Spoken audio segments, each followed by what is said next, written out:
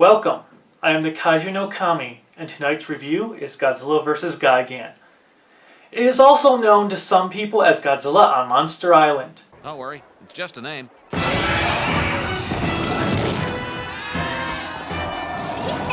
it was just a name! What he meant is that Monster Island is actually a peninsula. Yoshimitsu Banno had planned to do a follow-up Godzilla film continuing the story of Ghidorah. However, Tomoyuki Tanaka was extremely displeased with the direction Banno took with the film, as Tanaka wanted a more traditional Godzilla movie. This led to him replacing Banno with veteran director Jun Fukuda. Thankfully, they decided to create another new villain for Godzilla to face, a cyborg monster with a saw on his body called Gigan. It is also worth noting that this was Godzilla's suit actor Haruo Nakajima's final movie. So is Godzilla vs. Gigan a traditional Godzilla film or something else? Let's find out. The movie opens up with a manga artist by the name of Gengo Odaka looking for employment with the help of his friend Tomoko Tomoe. Gengo is portrayed by Hiroshi Ishikawa and Tomoko Tomoe is played by Yuriko Hishime. Gengo's attempts have been unsuccessful so far, as he is trying to sell off an unfinished manga he made that features two original monsters, Shukra, the monster of homework, and Mamogan, the monster of angry mothers. Gengo is called for an interview with a company called World Children's Land. They are building an amusement park to teach children about absolute peace. The main attraction of the park is a huge tower that looks like Godzilla, but the director hires Gengo in order to design some new monsters for them. The next day, Gengo is on his way to the director's office to drop off some drawings when a woman runs into him, drops a tape, and then runs away. The director and some security guards chase after her in a direction Gengo misled them to believe she was running in. He then picks up the tape and stashes it away in his bag before he enters the building. Inside, he meets the chairman, a young and highly intelligent man. The director comes in to apologize for his failure to capture the girl, and when Gengo asks who she was, he is told she is an enemy of peace. Gengo is on his way home that night when he runs into the girl and a friend, and he faints.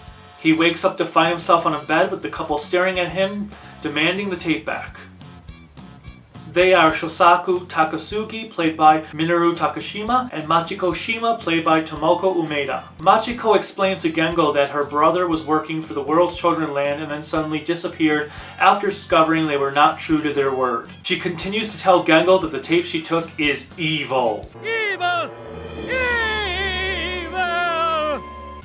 We are then taken to Takashi Shima, played by Kunio Mirai, who is being held and working for the director and chairman against his will. Their machines start to activate as it turns out Gengo and the duo are playing the tape.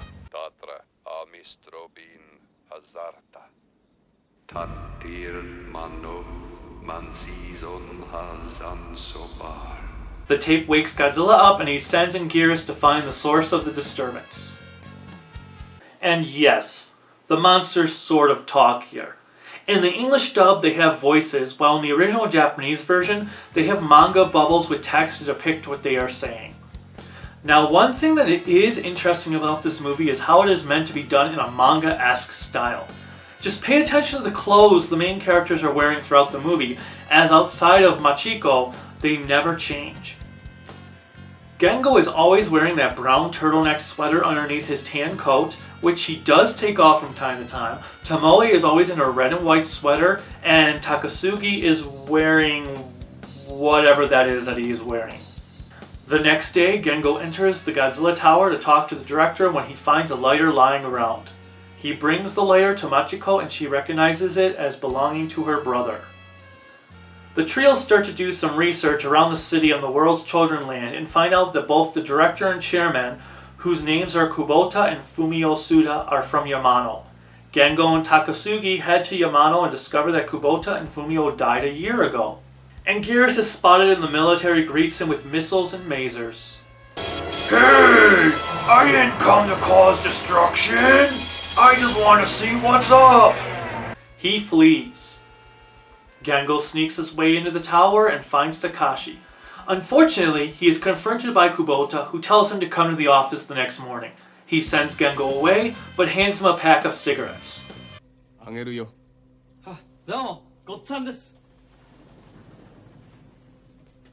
You would think he would find this suspicious, but nope. He goes back to Machiko and Takasugi without a second thought. It turns out the cigarettes have a tracking device in them, and the trio is swarmed by Kubota and his men. Fortunately for them, Tomoe walks in and uses karate to save everyone. They confront the police, but are ignored. Godzilla and Anguirus are on their way to Tokyo while Kubota and Fumio use the tapes to summon King Ghidorah and a new monster named Gigan to Earth. Gigan just looks frickin' awesome! Gengo and Tomoe infiltrate the tower to save Takashi.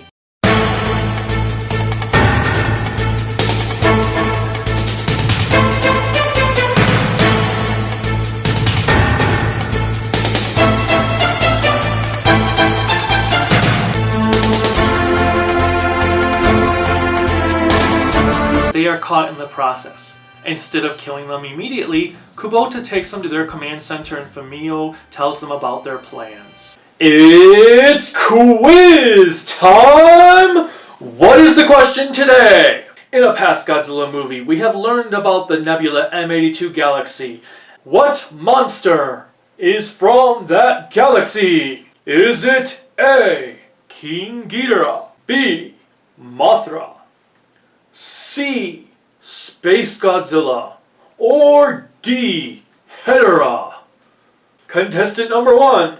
I'm going to go with King Ghidorah. Wrong! Contestant number 2. What was your choice? I'm going to go with Ghidorah. You are correct. And contestant number 3. What did you go with? I'll take the rapists for 200. This isn't Jeopardy. You just need to pick your answer. I'll take Latits now for 800. A sudden lightning storm causes the power to go out, and it turns out that these guys are actually cockroaches. I'll get it. Giant cockroaches.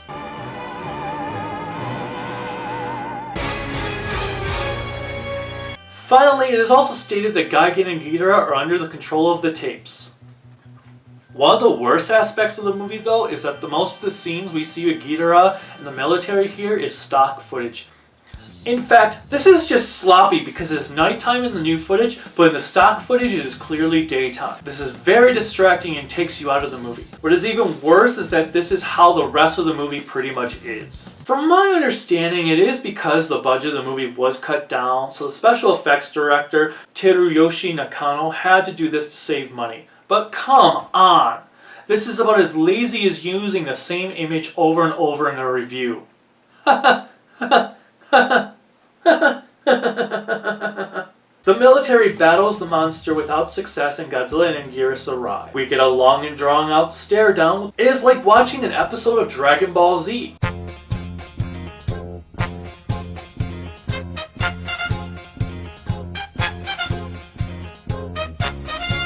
We finally cut back to Machiko and Takasugi rescuing Gengo and the others using a balloon and rope in order for them to rappel down from the top of the tower.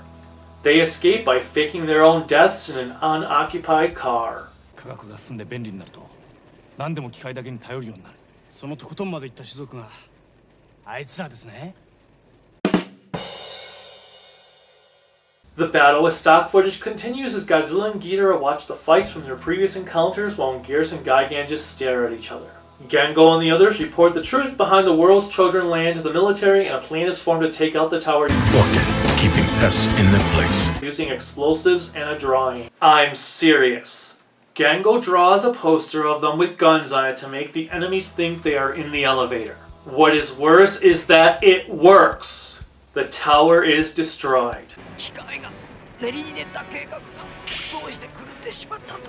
Maybe for having stupid foot soldiers? The putties are smarter than your foot soldiers. Back to the battle, Gigan is given a hand in order to get Anguirus' face in his body blades.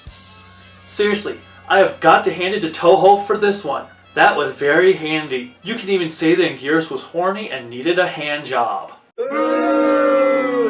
Anyway, the movie has climaxed, but there is still 15 minutes to go. So what better way to do this than to give us more stock footage from Destroy All Monsters? Oh, and Anguirus now has the ability to glide across long distances. The battle continues on and on until Gigan and Ghidorah finally fly away in defeat. Godzilla and Anguirus head home and everyone waves them goodbye.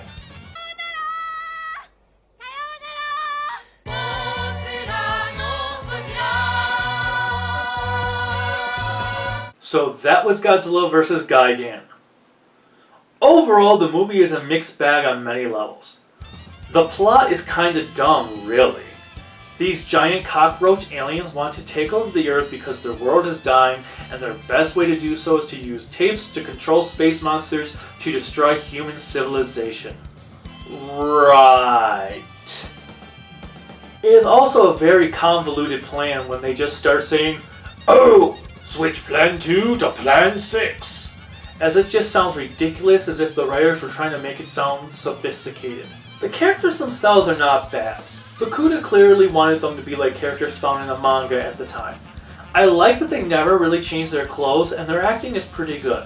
They are not my favorite characters, but they do their cliches well. Gengo is a likable guy, as he is funny but really dumb at times. Again, who would not make sure to toss those cigarettes after leaving the tower just in case? It is also weird how Tomoe just happens to know karate, but whatever. Machiko and Takasugi are pretty likable, and you do feel for Machiko's dilemma. Takasugi, he did what he needed to effectively. Fumio and Kubota are also pretty good villains, as both Zan Fujita and Toshiaki Nishizawa have some really great chemistry together. However, they are quite emotionless in their expression. On the other hand, that was probably how their characters were supposed to be given their true nature, but they are the only ones who seem to be taking any of this seriously, so it is kind of disdaunting. It is like they were told they were doing an entirely different movie from what was presented. One of the odd factors in this movie is that there really isn't any monster action until 45 minutes into the movie. Now the payoff is getting a nice long 45 minutes of nearly non-stop monster action. However, considering that the vast majority of it was just stock footage, I'm not so sure that it was really a payoff. I understand the budget was cut, but this is just unacceptable laziness. Tsuburaya would never have allowed something like this to pass had he still been around. It is just jarring to watch the sky go back and forth from night and day during any of the scenes with Ghidorah.